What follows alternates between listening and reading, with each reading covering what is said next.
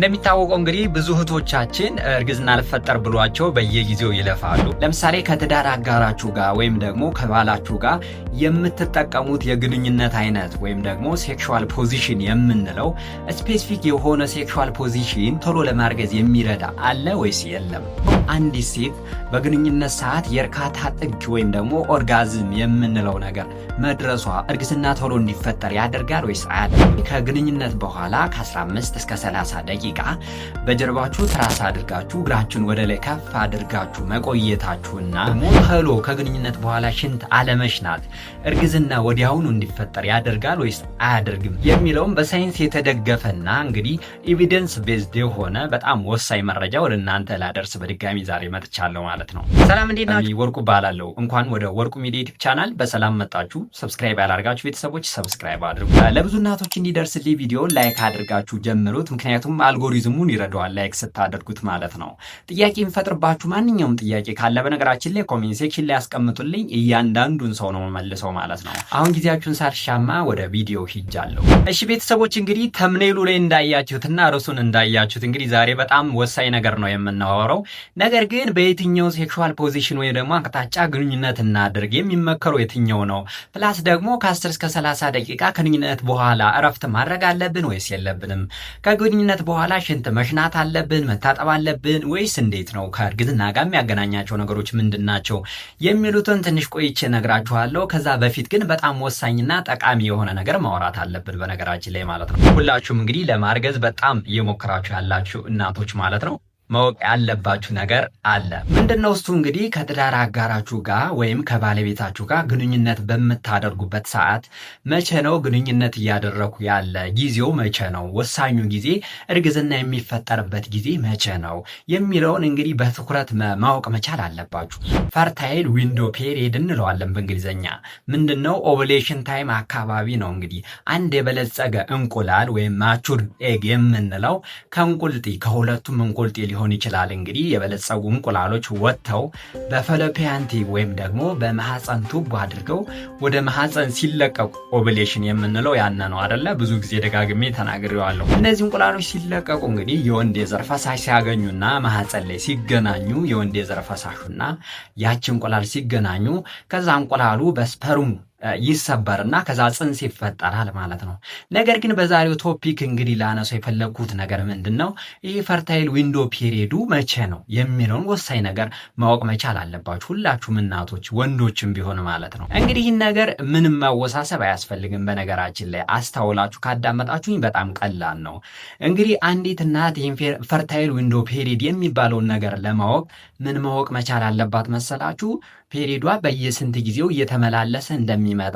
አሁን አንዳንድ እናቶች የምትሰሩ ስህተት ምንድነው? ፔሪዴ በ26 ነው የሚመጣ በ27 ነው የሚመጣ ትሉኛላችሁ። ነገር ግን እንደዛ አይደለም አቆጣጠሩ። በየስንት ጊዜው እየተመላለሰ ይመጣል ነው እንጂ የወሩን ለምሳሌ በ27 ከመጣሽ በየ27 ቀኑ ነው የሚመጣ ማለት እኮ አይደለም። ለምሳሌ በዛሬ ወር ለምሳሌ ዛሬ 5 ነው አይደለ? ለምሳሌ ዛሬ ከጀመራት ይችናት ቀጣይ ድጋሜ የዛሬ ወር በ5 ከመጣት ይችናት በየ30 ቀኑ ነው የሚመጣት ማለት ነው አይደለ? ዛሬ 5 የዛሬ ወር 5 የሚመጣት ከሆነ ያ ማለት በየ30 ቀኑ ምክንያቱም በየ30 ቀኑ ነው እየተደጋገመ የሚመጣት ማለት ነው። ምን እንውሰድ መሰላችሁ? በየ28 ቀኑ እየተመላለሰ የሚመጣትን እናት እናስብ። በየ28 ቀኑ ስል ምን ማለቴ ነው? ለምሳሌ በዚህ ወር በ26 ከመጣችሁ ፔሪድ ከጀመራችሁ ወይም ደም መፍሰስ ከጀመረ በ26 ማለት ነው። ኔክስት በስንት ነው የሚመጣችሁ ማለት ነው? 2 ቀን ቀንሶ አይደለ? በ24 ማለት ነው። ምክንያቱም ምን መሰላችሁ? አንድ ወር 30 ቀን ነው አይደለ? ግን 28 በየ28 ቀኑ እየተመላለሰ የሚመጣችሁ ከሆነ በዚህ ወር በ26 መጣችሁ ከሆነ ኔክስት በ24 ነው የሚመጣችሁ። ከዛ ቀጣይ ወር ደግሞ 2 ሲቀንሱ በ22 ከዛ በ20 ከዛ በ18 እያለ ነው የሚመጣ። ምክንያቱም ምንድነው አንድ ወር 30 ቀን ስለሆነ ሁለት ቀን እየቀነሰ መምጣት መቻል አለበት። በየ28 ቀኑ ፍሪኩዌንትሊ ለሚመጣት እናት ለምሳሌ በየ26 ቀኑ የሚመጣት አንዲት እናት ደግሞ በዚህ ወር በ26 ከመጣ ኔክስት ላይ በ22 ይመጣታል ማለት ነው። ከዛ በ18 ይህንን መያዝ መቻል አለባችሁ መጀመሪያ። ለምሳሌ አሁን ዝም ብላችሁ የአንዱን ወር ብቻ በ27 ነው የሚመጣ የሚባል ነገር የለም። ስለዚህ ፍሪኩዌንሲውን ወይም ደግሞ ድግግሞሽ ነጥቦችን መያዝ መቻል አለበት። አንድ ፔሪድ በነገራችን ላይ ኖርማል ለመባል ከ21 እስከ 35 ቀን ባለው ሬንጅ ከመጣ ኖርማል ፔሪድ ነው ማለት ነው። ለምሳሌ እኔ እኮ ይዛባል፣ አንዴ በ21 ይመጣል፣ አንዴ በ30 ይመጣል፣ አንዴ በ35 ይመጣል፣ ችግር የለውም። ከ21 እስከ 35 ለምሳሌ ከሆነ ችግር የለውም። ለምሳሌ በየ34 ቀን የምታይ እናት ኖርማል ነው። በየ22 ቀኑ የምታይ እናት ኖርማል ነው። በየ30 ቀን የምታይ እናት ኖርማል ነው። የእናንተ እንግዲህ ተዛባ የምንለው አይደለም ማለት ነው። ስለዚህ መያዝ ያለባችሁ ነገር በዚህ ቪዲዮ ምንድነው ፍሪኩዌንሲውን በየስንት ቀኑ ይመጣል የሚለውን መጀመሪያ ያዙልኝ። ከዛ ፈርታይል ዊንዶ ፔሪድ የሚባለውን ለማወቅ አይደለ ካልኩሌት ለማድረግ አይደለ ይሄን ያለን። ስለዚህ በየ28 ቀኑ እየተደጋገመ የሚመጣትን እናት እንውሰድ ብያችኋለሁ። እንግዲህ 28 ላይ ሲቀነስ 14 ማድረግ ነው። እንግዲህ በየ22 ቀኑ የሚመጣባት እናትን ብትሆን ሲቀነስ 14 ማድረግ ነው። በየ26 ቀኑ የሚመላለስ እናት ብትሆንም ሲቀነስ 14 ማድረግ ነው።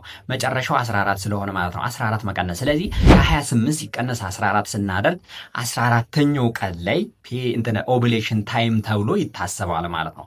14ኛው ቀን ማለት ምን ማለት ነው? አሁንም ስህተት እንዳሰሩ እንግዲህ ፔሪድ ዛሬ ጀመራችሁ ብንል ማለት ነው ዛሬ በ5 ጀመራችሁ ብንል የዛሬውን ቀን 1 ብላችሁ ትቆጥራላችሁ ማለት ነው። ከዛ ነገ 2 እዛው 3 4 5 እያላችሁ 14ኛው ቀን ማለት ነው።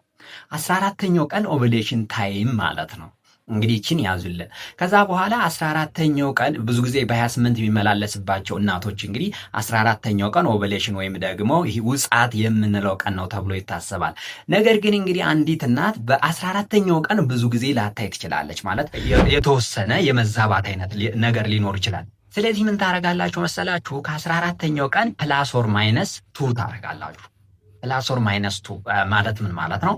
14 ላይ ሲደመር 2 16ኛው ቀን ሲቀነስ 2 ደግሞ 12ኛው ቀን። ስለዚህ በየ28 ቀኑ የሚመጣት እየተመላለሰ የሚመጣት እናት ከ12ኛው ቀን እስከ 16ኛው ቀን ኦቭሌሽን ታይም ነው። ከዚህ ሊወጣ አይችልም። በቃ ማለት ይህ ሳይንስ ነው። በነገራችን ላይ ከምታስቡት በላይም ይሰራል። አሁን ለምሳሌ በየ28 ቀኑ እየተመላለሰ ለሚመጣት እናት አወራው እንጂ በየ24 ቀኑ እየተመላለሰ ለሚመጣትም በየ30 ቀኑ በየ34 ቀኑ እየተመላለሰ ለሚመጣት እናትም ይሄ ነገር ከምታስቡት በላይ ይሰራል። ስለዚህ በየ28 ቀኑ እየተመላለሰ ለሚመጣት እናት ምን አልኳችሁ? ከ12ኛው እስከ 16ኛው ቀን ኦቭሌሽን ነው ማለት ነው። ስለዚህ ማድረግ ያለባችሁ ነገር ምንድነው? ከዝቅተኛው ቀን ሲቀነስ 5 ማድረግ ነው። ከ12ኛው ቀን ሲቀነስ 5 የመጨረሻውን ትተውታላችሁ። ስለዚህ ከ12ኛው ቀን ወደኋላ 5 ቀን ስትቆጥሩ 8ኛው ቀን አንስታችሁ እስከ 16ኛው ቀን እንግዲህ በጣም ለማርገዝ በጣም ወሳኝ የሚባሉ ፈርታይል ዊንዶ ፔሪድ የሚባሉት ወሳኝ ጊዜዎች እነዚህ ናቸው። ስለዚህ ምን ታረጋላችሁ መሰላችሁ? ከ8ኛው ቀን ስላችሁ እንዴት ነው? አሁንም አስተውሉ። ፔሪዳችሁ ዛሬ ጀምራችሁ በ5 1 ብላችሁ ቆጥራችሁ ነገ 6 2 ቀናችሁ ነው። በ7 ደግሞ እናንተ 3 ቀናችሁ ነው። ስለዚህ ከ8ኛው ቀን እስከ 16ኛው ቀን ድረስ ግንኙነት ቢደረግ በጣም የመረገዝ ቻንሱ ሰፊ ነው ማለት ነው። ስንት ቀኖች ማለት ናቸው? 9 ቀናቶች ማለት ናቸው። ከ8ኛው ቀን እስከ 16ኛው ቀን ሙሉ 9 ቀን ማለት ነው። እዚህ ጋር ደግሞ ማውራት ያለብን ወሳኝ ነገር ምንድን ነው ቤተሰቦች? እነዚህ 9 ቀናቶች ውስጥ አሉ። በእነዚህ 9 ቀናቶች ውስጥ ግን ግንኙነት መደረግ ያለበት በየቀኑ ነው ወይስ በየ3 ቀኑ የሚለው ደግሞ ከምታስቡት በላይ ወሳኝ ነገር ነው። ግንኙነት ማድረግ ያለባችሁ እንግዲህ መቼ መሰላችሁ? በየ2 ቀኑና በየ3 ቀኑ ነው።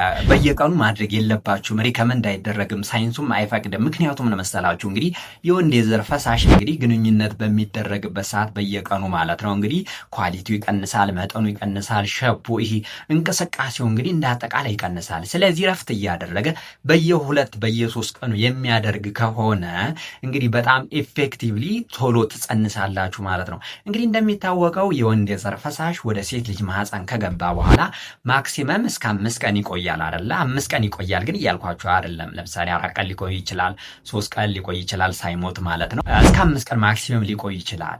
ደግሞ የሴቶች እንቁላል ደግሞ ማክሲመም እስከ 48 ሰዓት ወይም ደግሞ እስከ 2 ቀን ብቻ ነው የሚቆይ። እንግዲህ እናንተ ከዚህ ከ8ኛው ቀን እስከ 16ኛው ቀን ባለው ቢያንስ 4 የግንኙነት ልታደርጉ ትችላላችሁ ማለት ነው።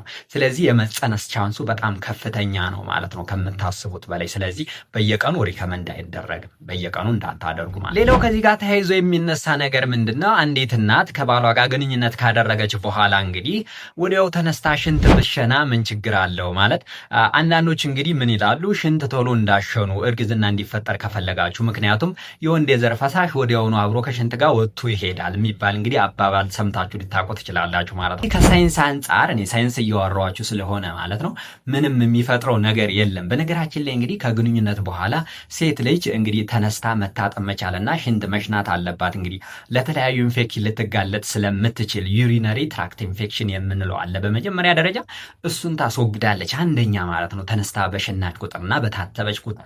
ምክንያቱም እንግዲህ አብዛኛው ሰው የማያውቀው ነገር አለ። የሴት ልጅ ብልት ወይም ደግሞ ግንኙነት የምታደርግበት የሴት ልጅ ፓርትና ሽንት የምሸናበት ሌላኛው ቀዳዳ እንግዲህ በጣም የተለያየ ነው። ምክንያቱም ከላይና ከታች ነው። ስለዚህ ሽንት ስሸና ይችናት እንግዲህ ወደ ውስጥ የገባው የተለያየ ነገር ሊኖር ይችላል። እሱን አስወጣች ማለት ነው እንጂ የወንድ የዘር ፈሳሽ ወደዛ ምንም ሊያደርግ አይችልም ማለት ነው። ስለዚህ እዚህ ጋር ምንም የተሳሳተ ነገር ነው የምትነገሩት ማለት ነው። ከግንኙነት በኋላ እንደፈለጋችሁ ሽንት መሽናት ትችላላችሁ ማለት ነው። ሌላኛው ደግሞ በጣም ጠቃሚ መረጃ ብዬ ያሰብኩት ነገር ምንድነው? ብዙ እናቶቻችን ኮምፕሌን የሚያደርጉት እኔ ብዙ ጊዜ የሚጠይቁኝ ጥያቄ ምንድነው? ግንኙነት ካደረግን በኋላ የባለቤቴ ወይም ደግሞ የወንዱ የዘር ፈሳሽ ወደ ውጭ ነው አብዛኛው የሚፈስ፣ ምን ላድርግ? ላረግዝ አልቻልኩም በዚህ ምክንያት ብለው እንግዲህ ብዙ ጊዜ ሲጠይቁኝ አስተውላለሁ። አንድ ነገር ግልጽ ነገር ልንገራችሁ። እንግዲህ አብዛኛው ሰው እንግዲህ ግንኙነት ካደረገ በኋላ የወንድ የዘር ፈሳሽ ወደ ውጭ የመፍሰስ ነገር ያጋጥማል። በእናንተ ብቻ አይደለም። ስለዚህ አብዛኛው ሰው ነው። ምክንያቱም ልንገራችሁ እንግዲህ የወንድ የዘር ፈሳሽ በሚረጭበት ሰዓት እንግዲህ ብዙ ነገሮችን ይዟል በውስጡ ማለት ነው። ሰሜን የምንለው አለ። ፕላስ ደግሞ እንግዲህ የሚረጩ የስፐርም መጠን ራሱ በሚሊዮን ነው አይደለ? ግን ጽንስ ለመሆን የሚያስፈልግ ምንድን ነው? አንድ ስፐርም ብቻ ነው፣ ጤነኛ ስፐርም። ስለዚህ ዋናው ስፐርም ልጅ የሚሆነው የወንድ የዘር ፈሳሽ አካል እንግዲህ በሚገርማችሁ ሁኔታ 5% ብቻ ነው። ሌላው ሰሜን ወይም ደግሞ ስፐርሙን አቅፎ የያዘው ፈሳሽ ነው። ስለዚህ አንደኛ በብዛት ወደ ውጭ የሚፈሰው ያነ ሰሜን ፓርቱ ነው ማለት ነው። ፕላስ ደግሞ ስፐርም ቢሆንም ጤነኛ ያልሆነ ስፐርም፣ የሞተ ስፐርም፣ ቅርጹ ትክክለኛ ያልሆነ በደም እንቅስቃሴ የማያደርገው ስፐርም ከዛ ሰሜን ውስጥ ጋር አብሮ አለ፣ ሰሜን ፍሉድ የምንለው ማለት ነው። ስለዚህ እናንተ ወደ ውጭ የሚፈሰው ነገር በብዛት ፊፈስም ችግር የለውም፣ ምንም ችግር የለውም። ምክንያቱም ምን መሰላችሁ እንግዲህ 5% ስፐርም መጠን ወደ ውስጥ ገባ ማለት እንግዲህ ከምታስቡት በላይ ጤነኛ የሆኑት ስፐርም ወይም ደግሞ የወንድ የዘር ፈሳሽ በፍጥነት ነው፣ ከሰከንድ እስከ ሚኒት በፍጥነት ነው የሚንቀሳቀሱ፣ ወደ ውስጥ ነው የሚንቀሳቀሱ። ስለዚህ ምንም የሚያሳስባችሁ ነገር የለም ወደ ውጭ ሲፈስ ማለት ነው። ምክንያቱም የእናንተ ብቻ አይደለም የአብዛኛውም ስለሆነ ማለት ነው። ይህንንም ያዙልኝ። እሺ ውድ ቤተሰቦች እስከዚህ እያዳመጣችሁኝ ከሆነ ከልብ አመሰግናችኋለሁ። አንድ ነገር ላስታውሳችሁ፣ አሁንም ግን ሰብስክራይብ ያላደረጋችሁ ቤተሰቦች ሰብስክራይብ አድርጉኝ። ቪዲዮ እንግዲህ ለብዙ እናቶች እንዲደርስልኝ ላይክ አድርጉት።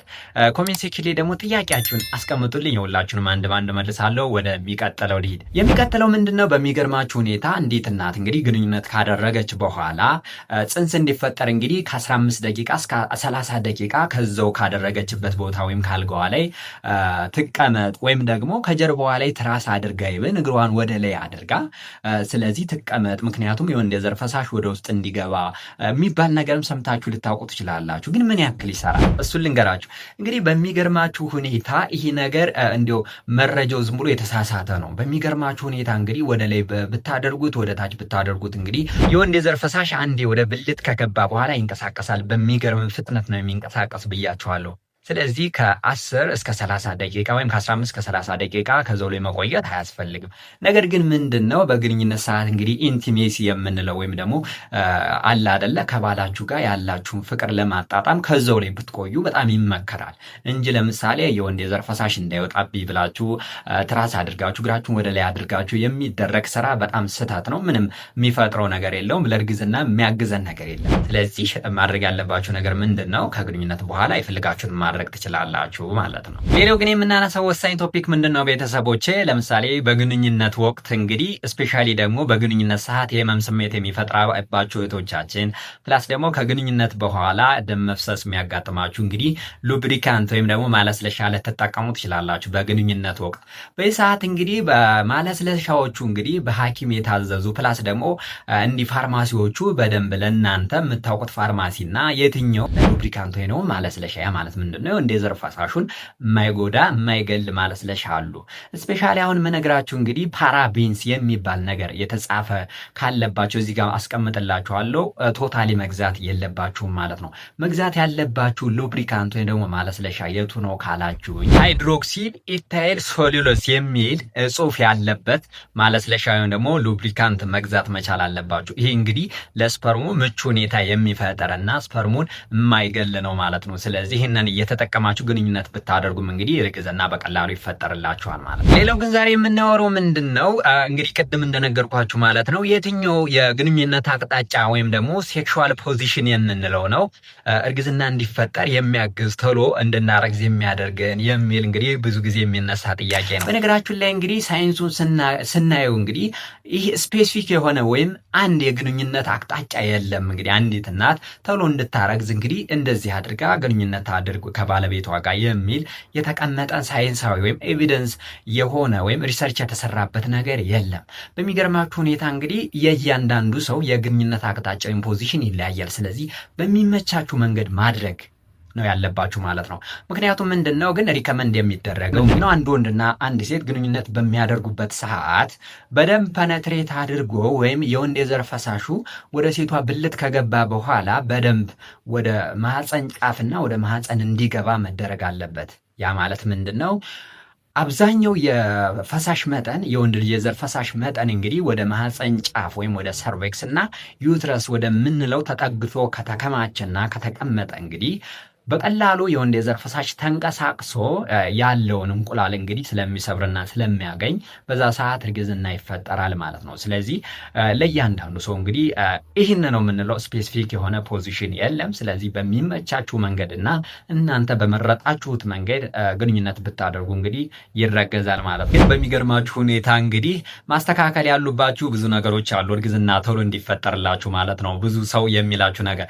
የመጀመሪያው ስትረስን ማስወገድ ወይም ጭንቀት ካለባችሁ እንግዲህ ስፔሻሊ ሴቶቻችን እንደምታውቁት እንግዲህ ፔሪዳችሁ ራሱ ይብን ይዛባል አይደለ? እንግዲህ ኦቭሌሽን ወይም ውጻት የሚባለው እንግዲህ ይዛባል አብሮ ፔሪድ ከተዛባ ማለት ነው። ስለዚህ እርግዝና ቶሎ አይፈጠርላችሁ ማለት ነው። ቶታሊ በቃ ጭንቀታችሁን ማስወገድ ከትዳር አጋራችሁ ከባለቤታችሁ ጋር በቃ ጥሩ ግንኙነት እንዲኖራችሁ ፍቅር እንዲኖራችሁ ማድረግ እንግዲህ እርግዝና ማለት የራሱ ጉዞ ነው አይደለ? ጆርኒ ነው። ስለዚህ እሱን ጆርኒ ደግሞ በቃ በደስታ መቀበል መቻል አለባችሁ። ምክንያቱም ዝም ብሎ እንደዚህ ይፈጠር ብላችሁ ስለለፋችሁ ብቻ የሚፈጠር አይደለም። ሌላኛው ግን የሰውነት ክብደታችሁን ማስተካከል እንግዲህ በጣም ወፍራም በጣም ቀጭን በምትሆኑበት ሰዓት እንግዲህ ከምታስቡት በላይ ነው እርግዝናውን አፌክት የሚያደርገው። ደግሞ አመጋገባችሁን ቶታሊ ማስተካከል ይሄ አትክልት የበዛበት ምግብ ፕሮቲን ያለባቸው ጥራጥሬዎችንና የተለያዩ ፍራፍሬዎችን መመገብ መቻል አለባችሁ። እነዚህም በምታደርጉበት ሰዓት እንግዲህ እርግዝናው ቶሎ ይፈጠር። ከዚህ በተጨማሪ ደግሞ ሰፕሊመንቶችን መጠቀም እነ ኮኪዩቴን፣ ፕሪናታል፣ አይረን፣ ፎሊክ አሲድ እነዚህን እንግዲህ እርግዝና እስኪፈጠር ድረስ ብትጠቀሙና ራሳችሁን ዘና ብታደርጉ እንግዲህ ስትረስ የተለያዩ ነገሮችን ማኔጅ ብታደርጉ እርግዝና ወዲያው ይፈጠራል ማለት ነው። እንግዲህ ቤተሰቦቼ ዛሬው ቪዲዮ ይህን ይመስል ነበረ። በጣም ጠቃሚ እንደሆነና ለብዙ ሰዎች እንደሚጠቅም አልጠራጠረም። ይጠቅማል ብላችሁ ካሰባችሁና ከተመቻችሁት እንግዲህ እንደተለመደው ሰብስክራይብ አድርጉ፣ ላይክ አድርጉ፣ ቪዲዮውን ለብዙ ሰው ሸር አድርጉልኝ። እንግዲህ ሰፖርት አድርጉኝ ማለት ፈልጋለሁ በዚህ ቪዲዮ። የዛሬ ሳምንት በሌላ ቪዲዮ እንገናኛለን። እስከዛው ግን ቸር ሰንብቱልኝ። ይመቻችሁ።